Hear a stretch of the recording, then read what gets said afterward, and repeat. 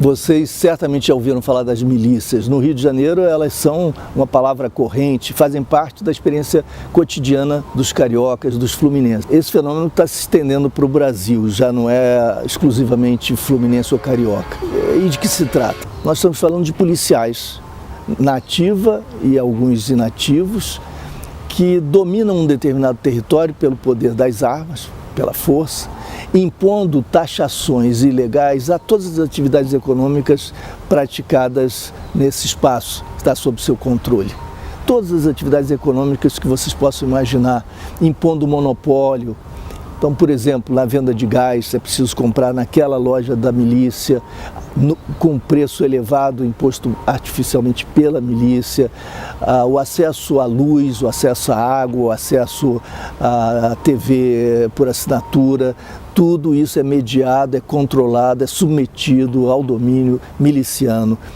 Essas taxações constituem o que a gente chama uma exação fiscal paralela e ilegal. É como se houvesse ali um Estado recolhendo impostos ilegalmente. Até o acesso à terra é mediado pelas milícias, controlado pelas milícias, como se as milícias fossem donas do solo. Migrações internas estão sendo estimuladas por isso, porque as milícias constroem prédios. Houve um acidente recentemente com muitas mortes no Rio de Janeiro, um prédio desabou porque estava construído de uma maneira precaríssima. Essa construção precária resulta em negócios que interessam as milícias. Elas constroem, atraem um público que oferecem os apartamentos por preços muito inferiores aos do mercado, são artificiais, porque as construções são ilegais, etc. E pessoas vêm então da Baixada, de outros lugares, buscando ali o abrigo. E isso tudo sob manipulação miliciana. Minha Casa Minha Vida, programas populares desse tipo, nessas regiões acabam sendo submetidos à ordem, ao controle miliciano, e as taxações, aluguéis artificiais que são impostos também são recolhidos ali por milicianos. Quem desobedece morre, sofre suplícios, torturas ou morre. Há uma, entre aspas, justiça local, com as regras próprias, em cada caso regras diferentes, dependendo das milícias. Antigamente, no começo dessa terrível história, as milícias executavam publicamente as pessoas, torturavam diante da população e matavam diante da população como forma de impor pelo terror o seu domínio, a forma de atemorizar. Eram casos exemplares, educativos, entre aspas, né? Agora não mais, desde que houve a mudança de significado da palavra milícia. Isso tem a ver com a luta do deputado estadual Marcelo Freixo, que liderou uma CPI, foi relator de uma CPI na Assembleia Legislativa sobre as milícias. É fruto também do trabalho de um delegado respeitabilíssimo, muito corajoso, Cláudio Ferraz, que iniciou antes ainda da CPI todo um trabalho de investigação a respeito das milícias, chegando a prender quase 500 milicianos. Antes, ninguém tinha sido preso, as autoridades diziam que não havia isso, não havia milícias, ou algumas ainda mais arrojadas e mais cínicas diziam que milícias eram autodefesa comunitária. Já que o Estado não oferece segurança, era justo e razoável que houvesse milícias. Algumas autoridades diziam isso. Por exemplo, o presidente Jair Bolsonaro dizia isso. O ex-prefeito César Maia dizia isso, pai do Rodrigo Maia, que hoje é presidente da Câmara. O ex-prefeito Eduardo Paes dizia que não havia milícias, etc. No entanto, os políticos tantas vezes foram eleitos com o apoio das milícias, porque elas foram se tornando fundamentais para a política, foram penetrando o mundo político. Os traficantes de substâncias ilícitas negociam, agora isso está sofrendo uma mudança justamente por conta da inspiração miliciana, mas originalmente eles tratavam de drogas, desse nicho de mercado. As milícias perceberam que podem extrair muito mais lucro não só negociando drogas, que eles também fazem, mas tomando conta do conjunto da economia.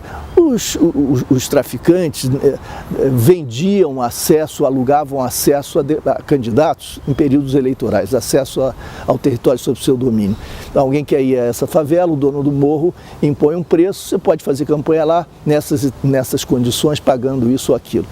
Vendiam também acesso exclusivo, monopólio, aí é mais caro, só você vai ter acesso a essa favela. Isso tudo se conhecia, isso se realizava.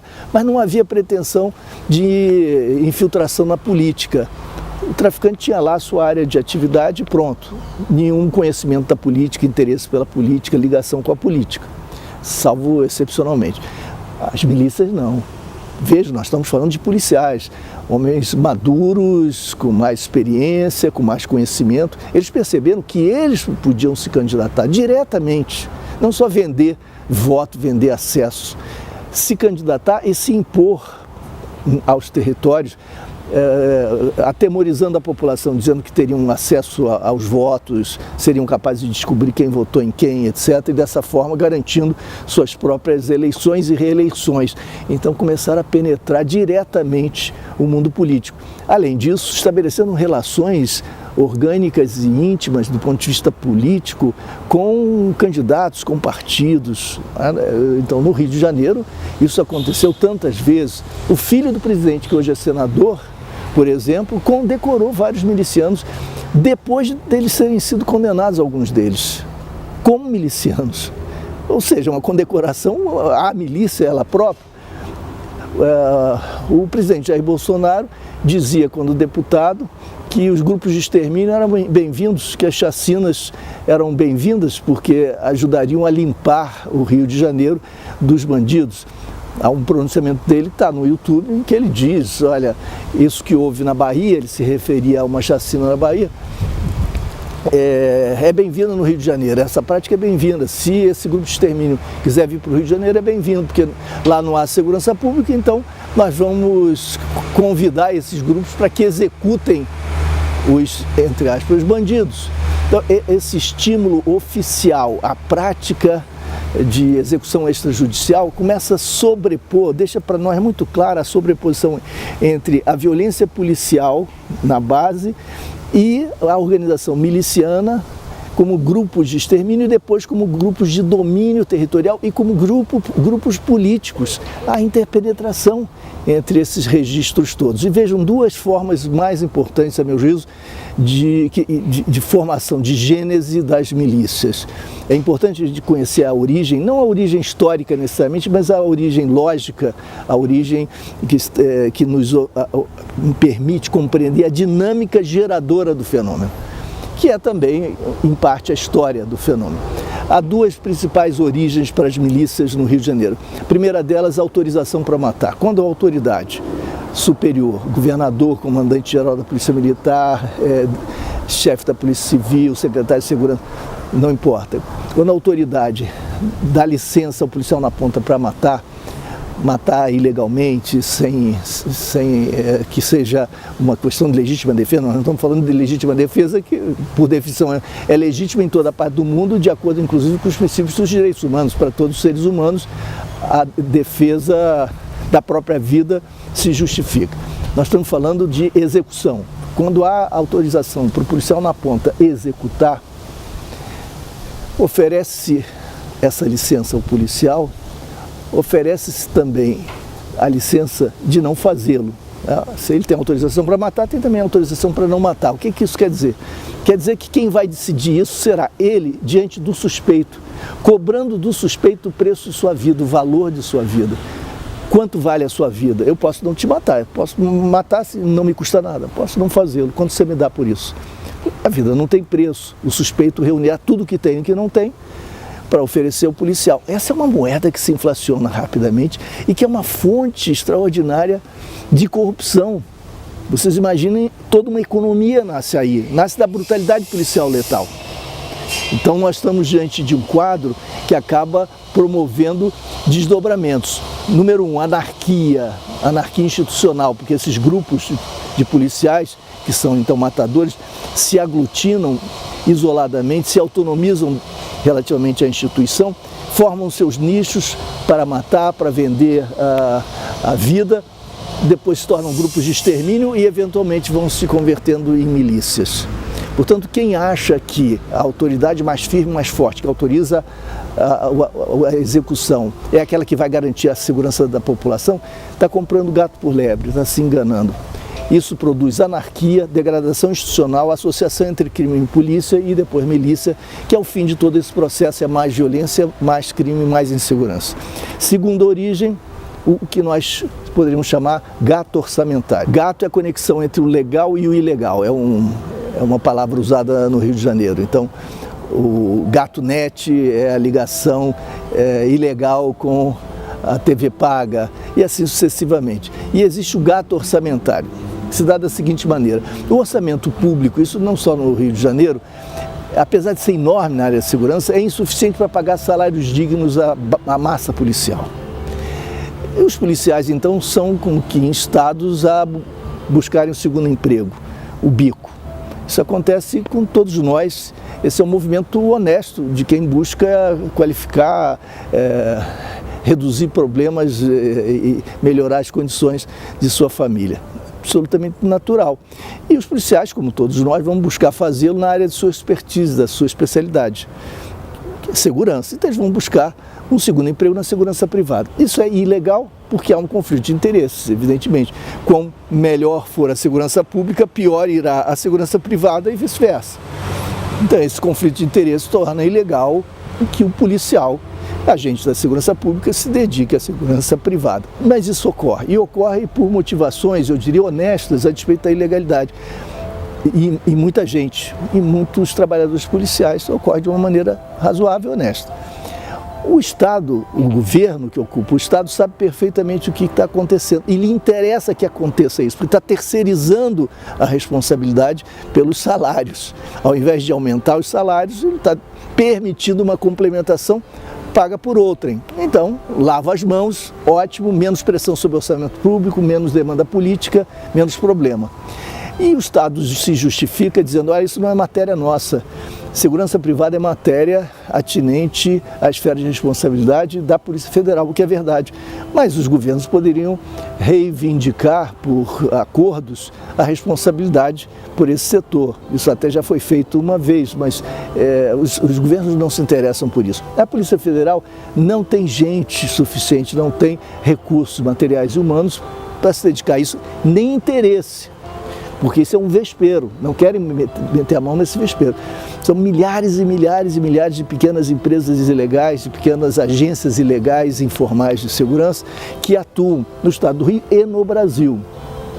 Ocorre que quando se cria uma área de sombra, quer dizer, o governo olha para o lado e negligencia o acompanhamento de todo um setor, prosperam todas as atividades de todos os tipos, com todas as qualidades. Então temos esses esforços que eu classifiquei como honestos e temos também a formação daqueles que, sabendo que estão protegidos pela negligência estatal, que vão produzir, promover insegurança para vender segurança.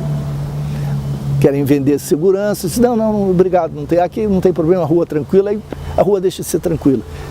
Começam a ocorrer furtos de automóveis, etc. Tá bom, entendemos a mensagem, entendemos a chantagem, vamos contratar esses serviços, mesmo sendo ilegais, informais, etc. Vamos fazer isso.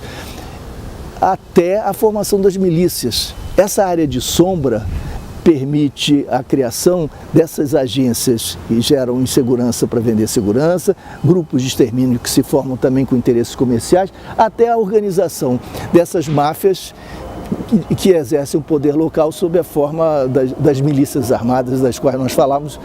São atividades policiais. Portanto, quando nós falamos de milícias, nós falamos de polícias. Não estou dizendo que todos os policiais, por favor, não entendam como uma generalização, como se todos os policiais estivessem envolvidos em milícias ou atividades ilegais. Mas os números são elevados, daqueles que sim atuam nessas áreas. Portanto, quando nós pensamos em segurança pública, nós temos que reconhecer a responsabilidade prioritária do Estado nisso tudo. O Estado que não cumpre a LEP a lei de execuções penais no sistema penitenciário, suscitando a criação das facções criminosas, por exemplo, e destruindo tantas vidas de forma criminosa. O Estado que mata inocentes, que mata suspeitos, que mata sem julgamento, como se houvesse a pena de morte. O Estado que acaba estimulando a promoção de poderes locais tirânicos como as milícias. O Estado que lava as mãos em relação à segurança privada, informal e ilegal, autorizando todo um conjunto de práticas. E o Estado que acaba sendo corresponsável pelo que de pior há. E o que de pior há não se distribui equanimemente entre todos nós. Se direciona e se concentra, vitimizando sobretudo aqueles que moram nos territórios vulneráveis e particularmente negros, particularmente pobres. O Estado tem sido uma máquina de reprodução de desigualdades e aprofundamento do racismo estrutural, e a segurança pública tem sido uma ferramenta fundamental nesse destino tão triste, tão trágico, que está degradando também a democracia no Brasil.